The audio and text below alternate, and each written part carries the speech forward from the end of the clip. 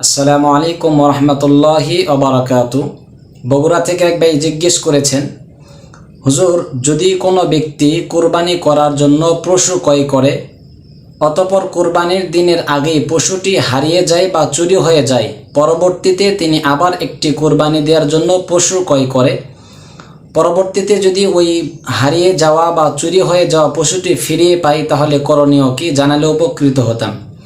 মাশাআল্লাহ, অনেক সুন্দর একটি প্রশ্ন করেছেন। ভাইয়ের প্রশ্নের উত্তর হলো, যদি কোনো ধনী ব্যক্তি কোরবানি দেওয়ার জন্য পশু ক্রয় করে, অতঃপর তা হারিয়ে যায় বা চুরি হয়ে যায়, পরবর্তীতে আবার একটি কোরবানির পশু ক্রয় করার পরে সে হারিয়ে যাওয়া বা চুরি হয়ে যাওয়া পশুটি যদি পায়, তাহলে ধনী ব্যক্তির ক্ষেত্রে করণীয় হচ্ছে যে কোনো একটি পশু কোরবানি করলেই হয়ে যাবে, দুইটি করতে হবে না। তবে হ্যাঁ, উত্তম হইল দুইটি পশুই কোরবানি করা।